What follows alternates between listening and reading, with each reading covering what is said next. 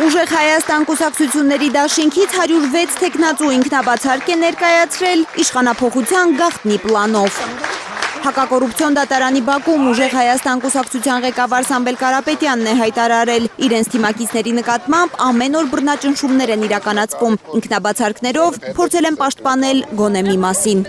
Դա գաղտնի պլանի մաս է։ Բոլորը մեր թիմակիցներն են եւ մնում են մեր թիմակիցները։ Բոլորը դիմացել են այդ բռնաճնշումներին, իրենք չեն կարող լինել անվստահելի։ Բայց դա մեր քաղաքական մարտավարություն։ Բռնաճնշման մի օրինակ էլ ըստ Կարապետյանի այն վարույթն է, որ հարուցվել է իր եղբոր որդու Նարեկ Կարապետյանի նկատմամբ։ Հերթական ապօրինի վարույթ։ Ինչին է վերաբերում, ենթադրյալ Այդքան վարույթ են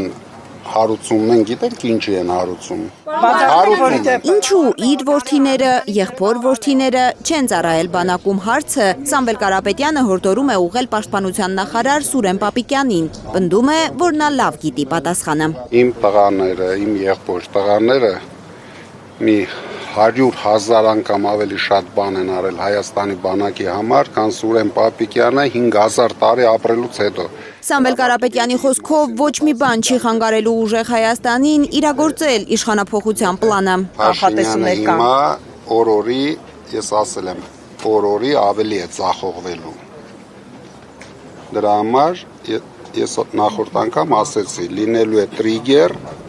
որը ընդդիմությունը օգտագործելու է։ Տրիգերը օգտագործելու է արդեն հավաքական ընդդիմությունը, վստահ է Սամվել Կարապետյանը։ Կորցրել են իրականությունը։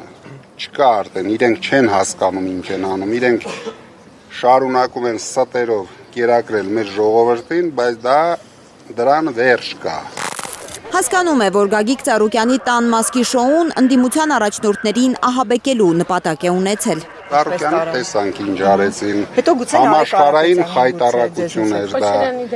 Փաշինյանը նույնիսկ ինքը իրեն գերազանցեց դրանով։ Այսինքն ինչ արեց։ Ամբողջ աշխարհ։ Դուք ինչ եք սպասում, որ ինչ լինի։ Փաշինյանը գործում է ակտիվ, մեկուսացնում է ընդդիմության լիդերներին։ Շատ ակտիվ գործելուց շատ սխալներ են թույլ տալիս։ Մենք սպասում ենք այդ սխալները կլինեն ճակատագրական եւ այդ օրը ընդդիմությունը իր խոսքը կասի, Ծառուկյանը նույնպես։ Բայց այդ մեթոդով իրեն եւ Ռոբերտ Քոչարյանին չի վախեցնի Փաշինյանը։ Սամվել Կարապետյանը առաջարկում է ուրիշ բան մտածել։ Ես Քոչարյանը արդեն այնտեղ բավական երկար ժամանակ եղել ենք, այսինքն մեզ դրանով վախեցնել հնարավոր չի։ Դրա համար ինքը նոր բան պետք է հետաքրքիր մտածի մեր համար։ Դրանով մենք չենք վախ։ Դե չգիտեմ։ Մարդը մտածել է, Ծառուկյանին ինչ մտածեց։ Լարա Արաքելյան, Արաքել Օհանյան, Արմեն Ապրեսյան, Հայլուշ։